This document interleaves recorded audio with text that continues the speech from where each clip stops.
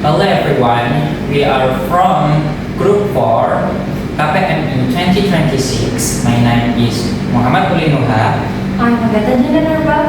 I'm Khairatul Mahida. I'm Steven Nuri. Here, we want to talk about family life and social classes in England. So, the start beginning, we presented Agatha. Thank you, Ulin. For the chapter 1 is the introduction. So, the introduction, I would like to introduce you about the English nuclear family independence and class. Okay, so everyone, have you ever imagined living in a home where it's just you, your parents, and your siblings, if you have any? Yeah. No grandparents, no grandpa, no grandmas, no aunts, no uncles living next door or under the same roof as yours. For many of us, this might be feeling lonely, especially for Indonesian people. But in England, this is the norm. Today, our group will explore the nuclear family model. A structure defined as a small group of parents and children living in their own private home. The core is why do the family members in England do this? The English family system prioritizes independence and privacy over a constant presence of a large group. While many other cultures, like in Asia, especially in Indonesia, rely on the strength of a large extended family network to feel secure. This is called as a secure net. English family believes that living apart allows the small family unit to grow without stress from others' members. This leads to a major social debates. Is this model better or worse for a relationship? Some argue it weakens family bonds because members are physically distant. Others argue that it actually makes those bonds stronger because the time spent together is intentional and special. We are here to help you decide which perspective is more compelling. There we go. The chapter 2, core aspects, values, norm, and lifestyle, will be presented by Uli. So Uli, the time and floor is yours. Please welcome Uli. Thank you, Agatha. So here, I will explain about core aspect, value, norms, and lifestyle. Understanding value. To really understand this, we'll look at value, norms, and lifestyle, the rules that guide society. In the English model, class plays a good role in how these values are expressed. Working class versus upper class. Working class versus upper class. For the working class, life is about teamwork. Murdoch 1924 notes that smaller families with limited resources must work together to survive. You'll often see children helping with chores early on to support busy parents learning responsibility as a key value. On the other hand, the upper class values personal freedom and protecting their family legacy. You can see Chambers 2012 explained that this family prioritizes their private lives and rather than asking relatives for help, they often pay for professional support like churches or nannies to keep their family life private. Lifestyle differences. Working class life is often centered on the local neighborhood and constant daily interaction within the home. Meanwhile, for wealthier family, quality time is often a luxury that involves traveling long distances to meet for holidays. And the next chapter will be presented my friend Vida.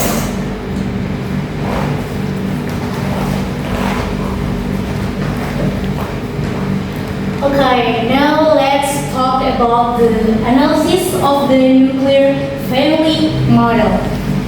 The pros of independence. The primary advantage is autonomy. Children are encouraged to leave home at 18 to study or work, which measure is 2017 suggests foster resilience and strength. Parents also have the freedom to set their own rules, like diet or discipline, without interference from the older generation, which significantly reduce family friction. Lastly, because they do not see each other every day, the time they do spend together is treated as a special event, making the emotional connection feel more meaningful. Now about the cons of these things. However, there are real challenges. Young and Wilmot 1973 described this as a privatized family, where the lack of nearby support means parents must pay for help if a child is sick or if they need child care. Children often miss out on the daily stories and wisdom of their grandparents, shifting their relationship to screen-based one. Finally, if conflict arises between parents, the child is often left isolated in their room because there is no extended relative nearby to step in and offer support. Okay, for this chapter will explained by my friend Sally.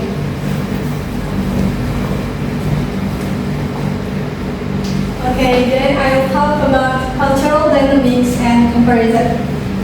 One important idea from Michael Young and Peter Ullman is that in England,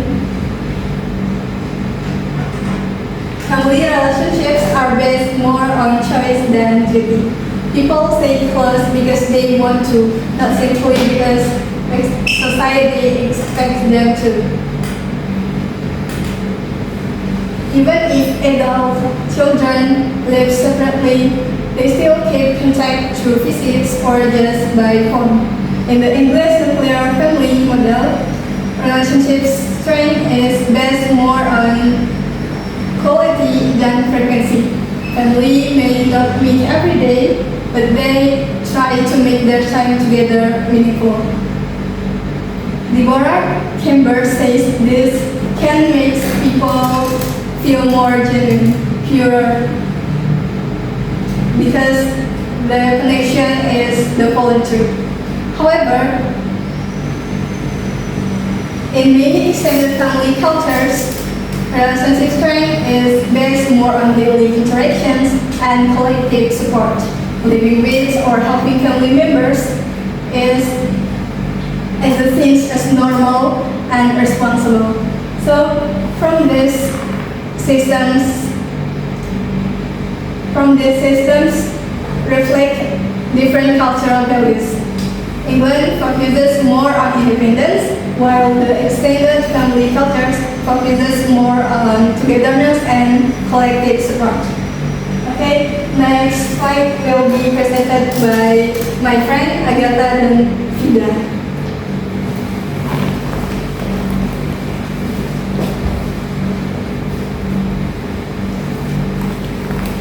Okay, now we talk about the evaluation, stronger or weaker.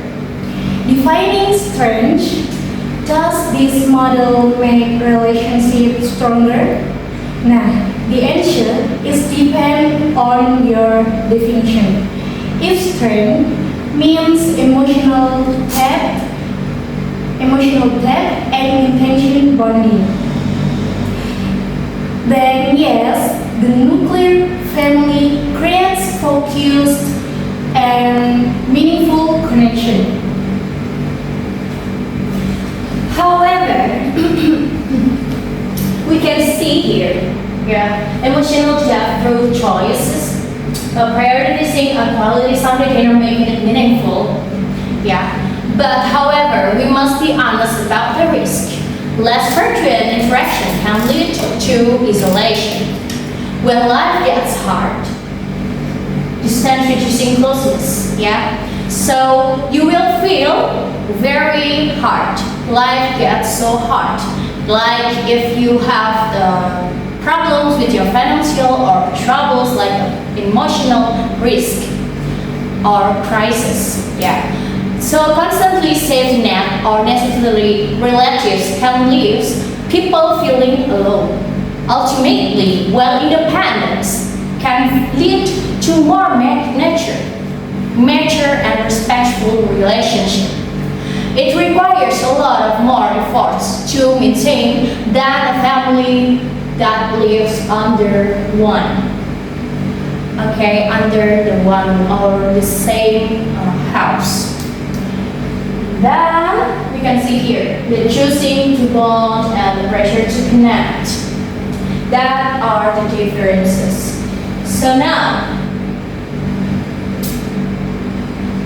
we are going to the chapter 6. It's about inclusion. The Inggris family model synthesizes and converges evaluation. This part will be discussed by our friends Ulin and also Sari. So please welcome Ulin and Sari. The time is yours.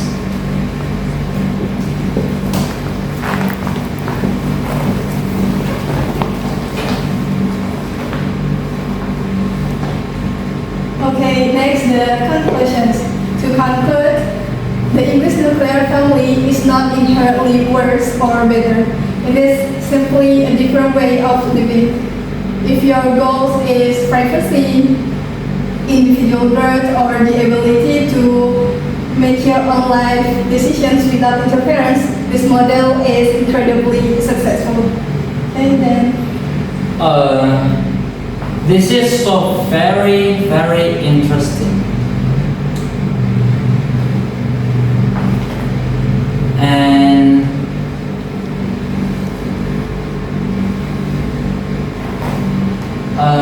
wait a minute. This is so very interesting, but there is a catch because this model reduces the natural daily support of an extended family. Strength of the relationship depends entirely on the effort you put in. You have to be the one to call, the one to plan the visit, and the one to bridge the distance. And so, for those you of living in close-knit families, courage that daily support, and for those in nuclear models, remember that you want is a choice, so make it count. Thank you for your time. We'd love to hear your thoughts or answer any question. Thank you, guys. Maybe there is any question for you? Yes, please. I would like to ask, is it true that working class families are less independent because they help each other? So what is your opinion?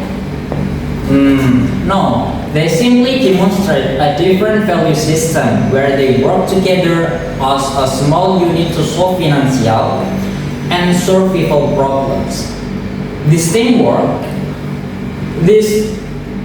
is a necessary response to having less money, allowing them to support each other during busy days. So I think like that. And maybe there is someone here and I'm asking you.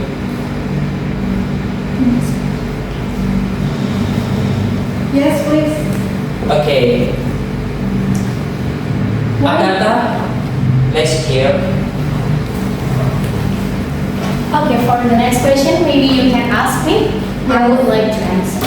Why do English families often prefer the nuclear model over living with grandparents? Yes, English families value privacy and independence more than living with a large group of relatives.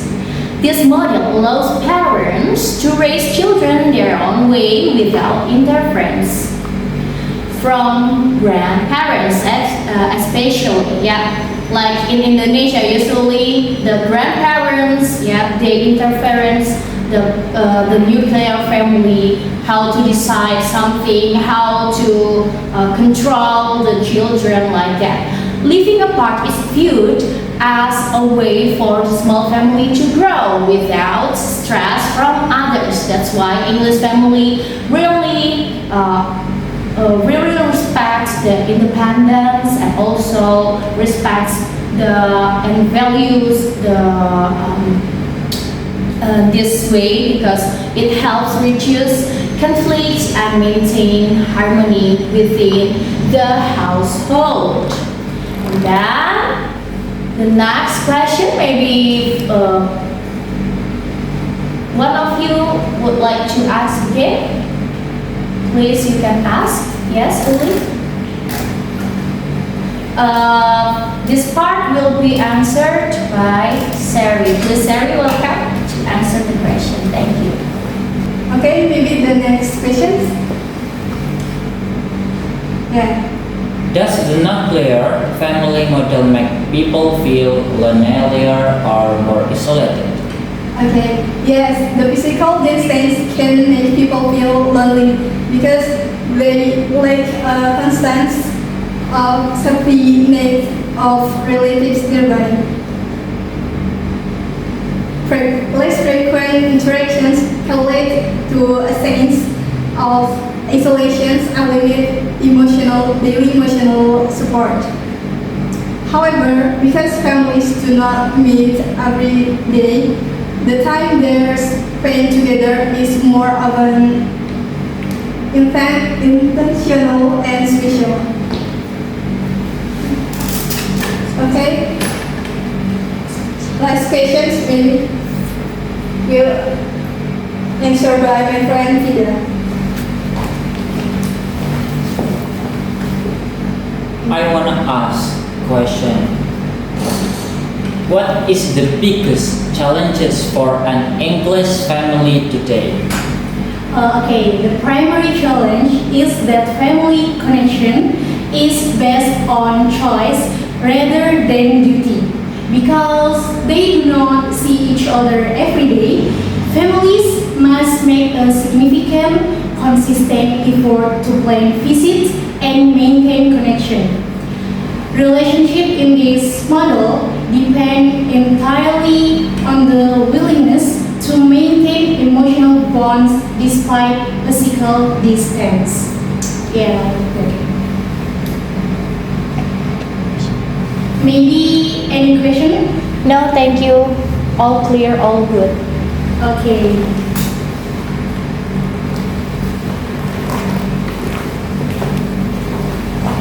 So here we have the giving thanks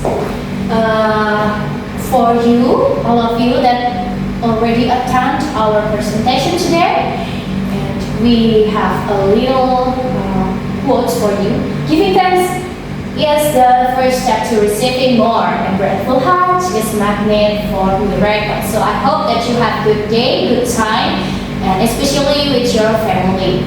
After all, we hope that you can understand what we were saying about the topic of the England family. So here is our last part of the presentation. Thank you very much and see you next time.